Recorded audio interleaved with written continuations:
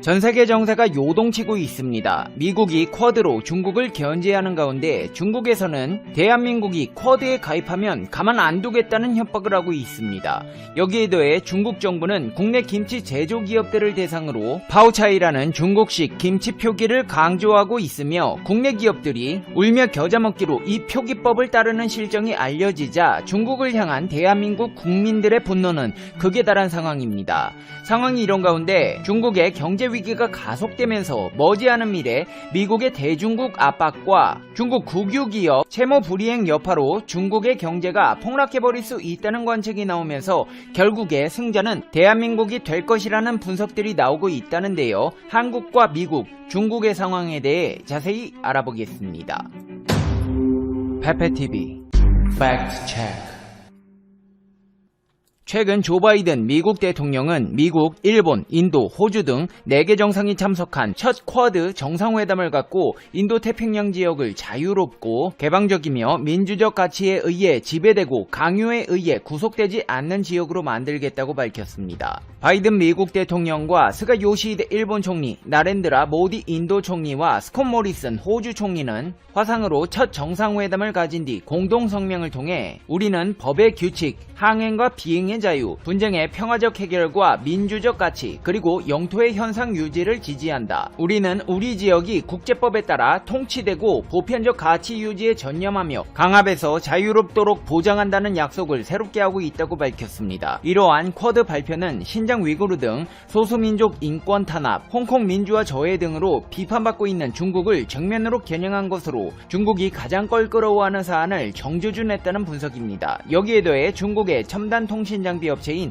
화웨이를 추가 제재하는 등 본격적인 중국 때리기에 나섰는데요. 미국은 쿼드 정상회의를 앞두고 수출 승인 조항을 개정해 화웨이의 5G 장치에 사용될 수 있는 품목의 공급을 제한했습니다. 또한 중국이 시장 점유율의 60%를 차지하는 히토류와 관련해 쿼드 4개국 간 공급망 분산 필요성을 확인할 것이고, 아울러 4개국 정상은 개발도상국에 코로나19 백신을 배포하기 위해 협력하기로 합의했다고 말했습니다. 이는 중국이 자국 생산 백신인 시노팜을 통해 개발도상국을 상대로 백신 외교를 하고 있다는 점을 고려한 대책으로 백신 분야에서도 중국을 고립시키는 전략을 밝힌 것입니다. 특히나 4개국 정상이 공동성명을 통해 밝힌 법의 규칙, 항행과 비행의 자유, 분쟁의 평화적 해결, 민주적 가치, 영토의 현상 유지 4가지 항목은 중국의 남중국해 세력 확장을 정면으로 겨냥하고 있습니다. 한마디로 자원, 기술, 코로나 백신, 인권, 영토 등 사회 전 분야에 걸쳐 중국을 압박해 나가겠다는 것입니다. 중국에서도 쿼드 협약체에 맞서 다자주의 수호 그룹을 만들었습니다.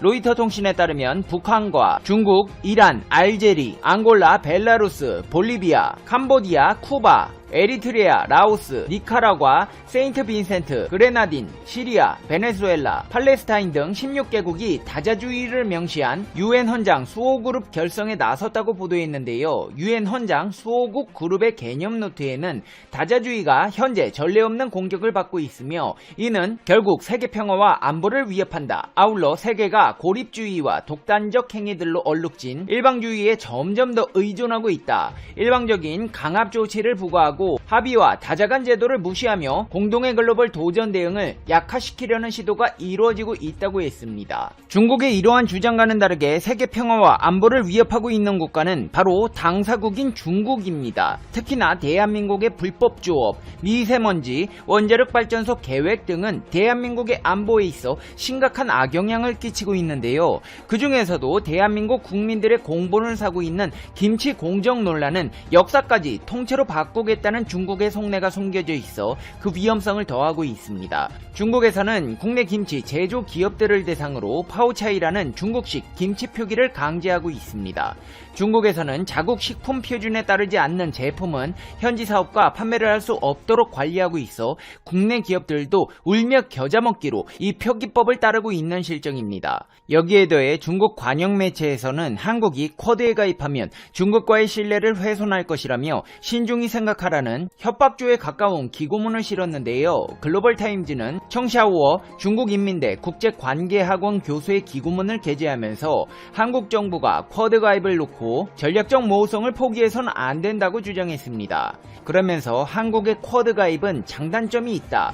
쿼드가 중국에 대응하려는 비공식적 안보단체라는 것은 민감한 점으로 한국도 이를 잘 안다. 본질적으로 쿼드는 소규모의 반중그룹이다. 쿼드 가입은 중국과 한국이 이제 막 회복한 전략적 상호 신뢰를 불가피하게 훼손할 것이다. 한국이 쿼드에 가입하면 상호 신뢰를 무너뜨릴 것이다. 한국 정부는 신중히 생각해야 한다. 쿼드에 대한 중국의 공식적 입장은 부정적이라고 했습니다. 중국에서 이례적으로 대한민국을 지목하며 쿼드 가입에 대한 우려를 표한 이유가 무엇일까요? 현재 중국은 대중 압박으로 인해 최대 위기에 직면해 있기 때문입니다. 트럼프에 비해 중국과의 관계 개선이 이루어질 것이라는 예상과는 다르게 조 바이든 대통령은 중국 때리기에 열을 올리고 있습니다. 특히나 미국 연방통신위원회에서는 세계 최대 통신 장비 업체인 화웨이, 하이테라, 하이크비전, 다와 등 5개 중국 기업을 국가 안보에 위협이 되는 기업으로 지목하며 중국을 겨냥한 압박 수위를 끌어올리고 있는데요. 중국 IT 기업을 겨냥한 미국의 제재는 조 바이든 행정부에 들어서 더욱 강화되고 있습니다. 심지어 타격이 더욱 정교하고 정밀해졌다는 평가도 나오고 있습니다. 지난 11일에는 화웨이에 대한 규제를 강화했습니다. 기업들은 5G 관련 품목 공급을 추가로 제한했습니다. 반도체나 안테나, 배터리 등 화웨이의 5G 장비용 부품 수출을 더 명확하게 금지하는 것으로 화웨이에 대한 수출이 허용됐던 일부 업체들마저도 더 획일적으로 수출 제한을 받게 됐습니다. 화웨이의 시장 영향력은 점차 줄고 있습니다. 시장 조사업체 델오로는 지난해 중국을 제외한 전세계 통신장비 시장에서 매출 점유율이 2%포인트 하락했다고 분석했습니다. 주력 산업인 스마트폰 생산량은 올해 60%나 줄어들 것이라는 전망이 나오고 있습니다. 화웨이뿐만이 아닙니다. 드론 업계 1위인 DJI도 미국의 제재로 큰 타격을 입었습니다. 로이터 통신은 최근 DJI 임직원 200여 명 가운데 3분의 1이 지난해 회사를 떠났다고 보도했습니다. 지난 2월에는 DJI의 미국 연구개발센터 책임자가 돌연사직했고 팔로알토 R&D 센터에 남아있던 10여 명의 연구원들도 해고된 것으로 알려졌습니다. 중국 최대 반도체 파운드리 기업인 SMIC도 DJI와 함께 제재를 받았는데요. 제품 생산에 필요한 장비와 재료를 구하는데 어려움을 겪고 있습니다. 게다가 중국의 거품 경제가 점차 그 실체를 드러내면서 그저 돈이면 다 되는 줄 알았던 중국의 국유기업 경영에 제동이 걸리고 있습니다. 작년부터 채무 불이행을 선언한 중국 기업 상당수가 국유 기업인 것으로 드러나면서 관제의 폐해가 나타나기 시작한 것입니다. 니혼기이자이 신문에 따르면 중국 기업의 채무 불이행 규모는 157억 위안, 약 26조 6,774억 원으로 집계됐는데 이들 기업 중 국유 기업이 차지하는 비중이 무려 40%입니다. 정부 의존도가 높던 국유 기업들은 지원이 줄자 가뜩이나 심각한 부채에 허덕이게 되었습니다. 대표적인 사례가 독일 BMW와 중국 브릴리언스의 합작사로 유명한 국영 자동차 회사 화천 자동차 그룹입니다. 10억 위안의 부채를 상환하지 못하고 파산해 법정 회생 관리에 들어갔고 아직 갚지 못한 회사채도 160억 위안 넘게 남았습니다. 중국 반도체 굴기의 상징이었던 국유기업 칭화 유니그룹 역시 채무 불이행에 빠졌고 국유 석탄기업 융청 석탄전력 역시 10억 위안 규모의 회사채를 갚지 못해 같은 처지에 놓였습니다. 세계화를 통해 중국의 루이비통을 되는 것을 목표로 공격적인 인수합병에 나섰던 산동루이라는 중국 민영 방직 의류기업 또한 과도한 M&A로 약 5조 8,700억 원의 빚을 내 투자한 나머지 부채 상환이 사실상 어려워졌습니다. 중국 육제품, 저온육 시장의 3대 대형 기업인 위론식품 또한 파산, 공중분해 위기에 처했습니다. 채권단 회의에서 100개 은행과 신탁기업, 기업 채권자들의 신고 채무액 총 규모가 700억 위안에 달했습니다. 위론의 시가총액은 한창 잘 나갈 때 680억 홍콩달러까지 불어났으나 현재 11억 5천만 홍콩달러로 98%나 줄었습니다. 말 그대로 주식이 휴지 조각이 돼버린 상황입니다. 이처럼 미국의 대중 압박이 그 강도를 더해가고 있는 가운데 중국의 거품 경제 실체가 드러나면서 과연 중국이 언제쯤 무너질 것인지에 대해 귀추가 주목되고 있습니다. 이제 페페TV의 결론입니다. 페페TV Conclusion. 우리가 쿼드를 들어가든 말든 G7에 들어가든 말든 남의 나라에서 이래라 저래라 할 일이 아닙니다. 아니 하루가 멀다 하고 온갖 정신 나간 짓들만 골라서 하는 중국에서 뭔데 우리나라에게 이래라 저래라 내정 간섭을 하는 겁니까? 일본에서 위안부 역사를 왜곡시키겠다는 것처럼 중국에서는 김치를 파오차이로 만들려 하고 있습니다. 대한민국 기업들에서 수출하는 표지에는 파오차이라고 의무적으로 표기하게 되어 있다는데요. 대한민국에서는 일본과 중국의 역사 왜곡에 맞서 우리나라의 존속과 번영을 위해 당당히 맞서 싸워 우리의 역사를 지켜내야 할 것입니다. 역사 왜곡을 막는 것은 단순한 자존심 싸움이 아니라 국가와 민족 문화의 위상, 더 나아가 경제적인 구도까지 바꿀 수 있는 중대한 사안이기 때문입니다. 페페TV 시청자 여러분은 어떻게 생각하세요? 페페TV는 여러분의 생각이 궁금합니다. 댓글로 여러분의 생각을 남겨주세요. 그러면 여러분 오늘 하루도 행복한 하루 되세요. 당신은 소중하니까요. 다음 영상에서 봬요. 안녕.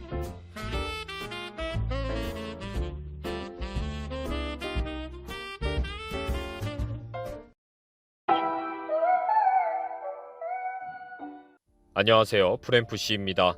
여러분의 구독과 좋아요는 큰 힘이 됩니다. 한일전을 앞두고 일본의 황당무계한 주장이 갈수록 태산입니다.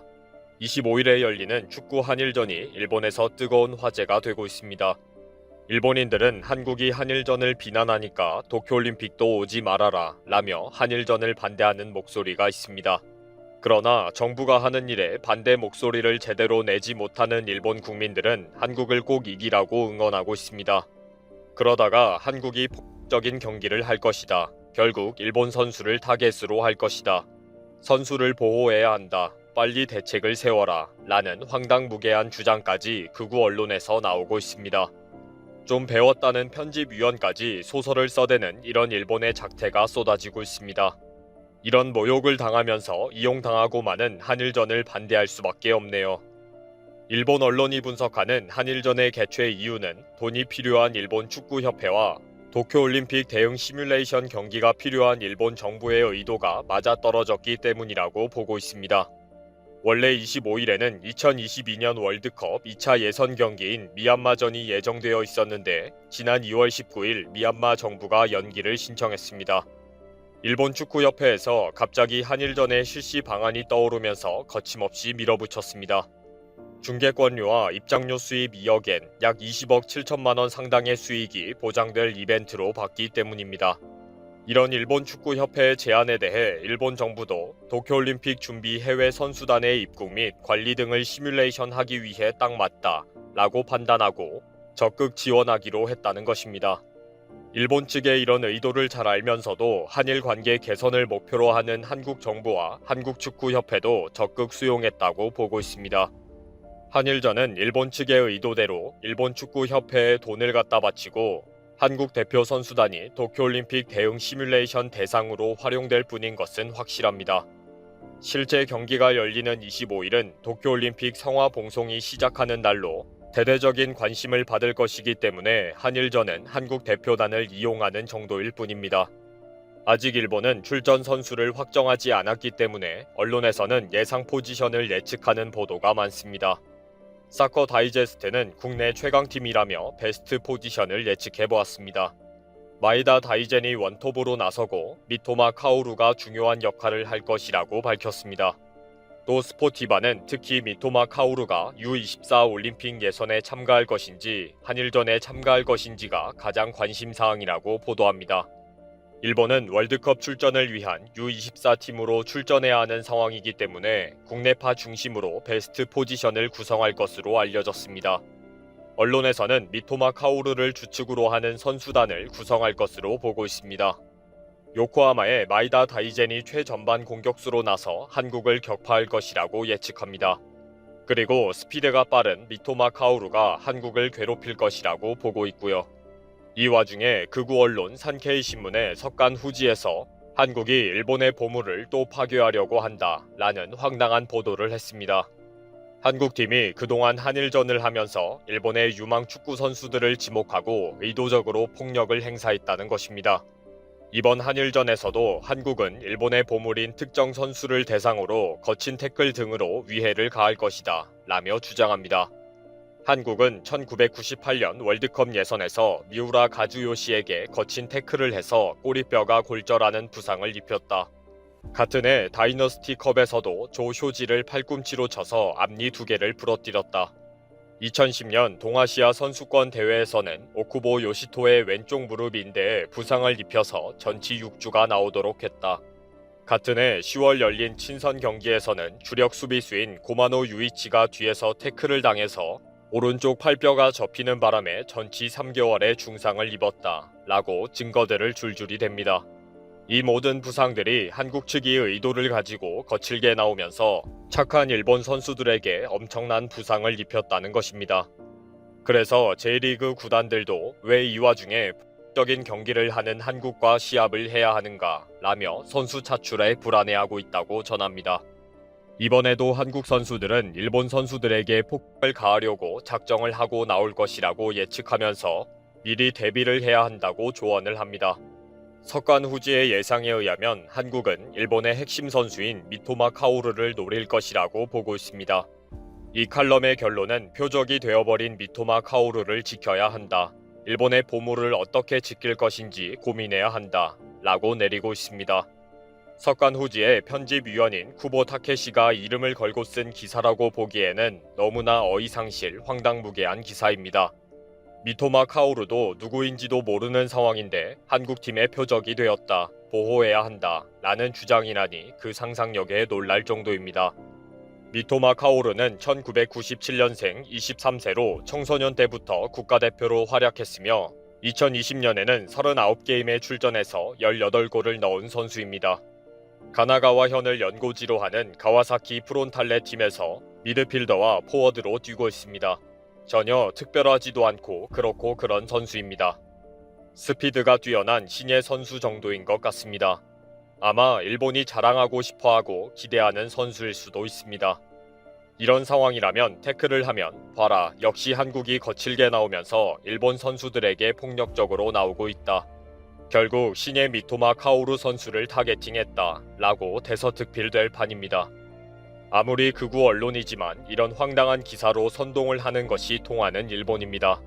일본에서는 한일전은 아무리 한국 사회에서 반대를 해도 진행이 될 것으로 보고 있습니다. 한국 정부가 적극적으로 지지하고 있기 때문으로 보고 있습니다.